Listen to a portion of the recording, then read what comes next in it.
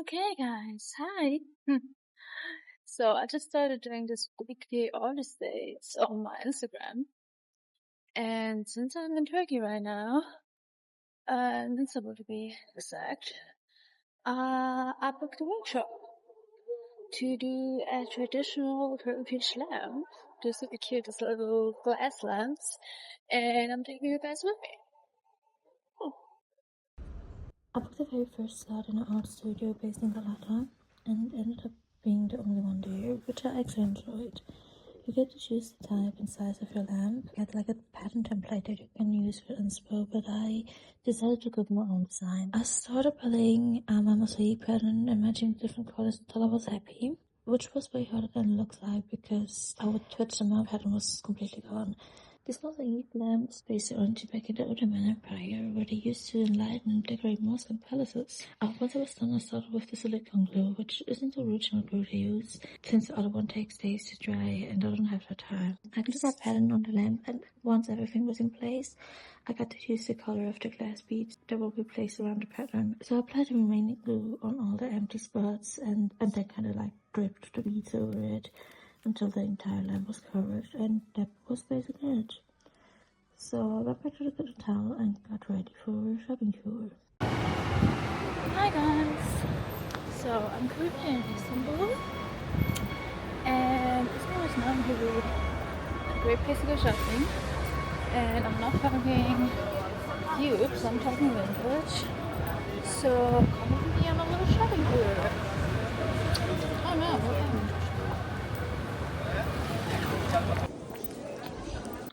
So my first stop was this market I saw on TikTok that I can't pronounce, and it was just huge. So I focused on getting some cheap jewelry, which they had tons of. They also had a lot of clothes, but I couldn't be asked to go to that massive pile. I then took an Uber to another place I can pronounce, where you can find a street full of vintage stores. They have more antique furniture and decoration, and they for the price were a bit higher, but they also had some really cool stuff.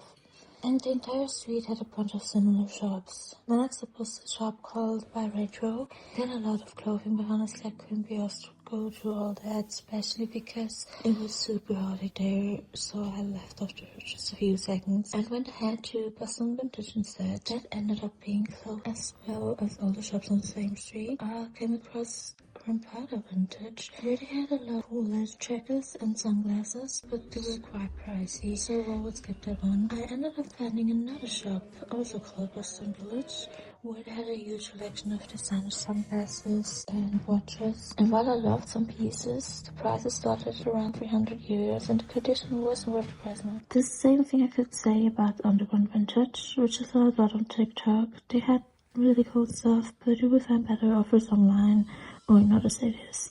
And by accident, I walked into the store next door and found the perfect place for me. They had designer bags, sunglasses, but also super cool vintage watches for fair prices.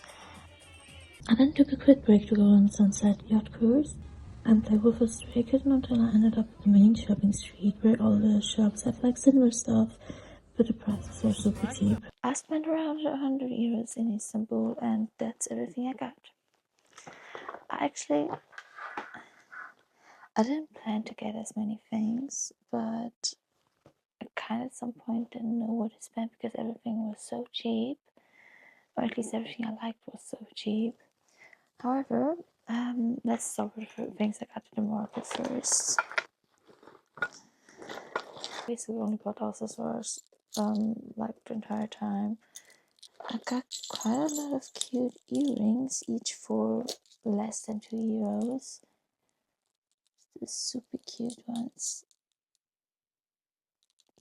First is golden shells, summer aesthetic, I don't know, earrings.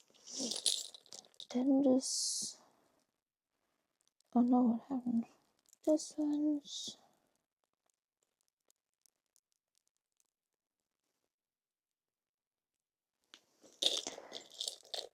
and the one I actually got for free.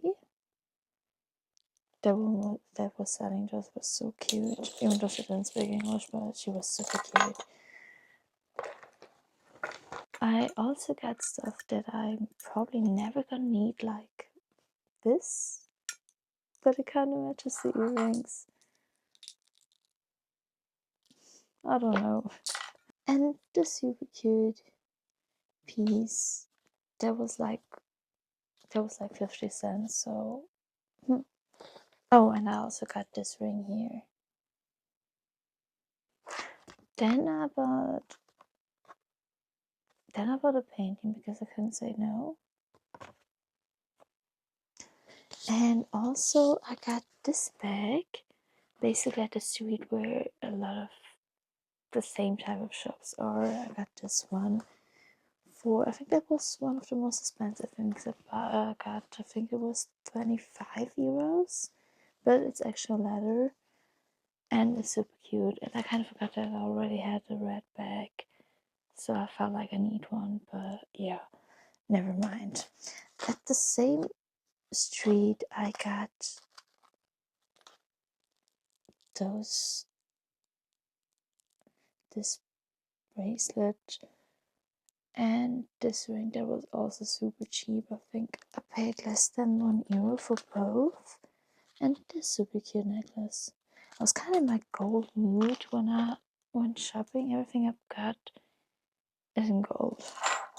Oh, and the same street I got this super cute skirt for €2. For 4? I don't remember if it was 2 or 4, but it was super cheap too. It's like this trendy summer skirt. At the last vintage shop I went to, what was it? Public Vintage. I got this bag. I kind of love the gold details. It should be real leather. I usually don't wear real leather, but when it's vintage, I feel better doing it.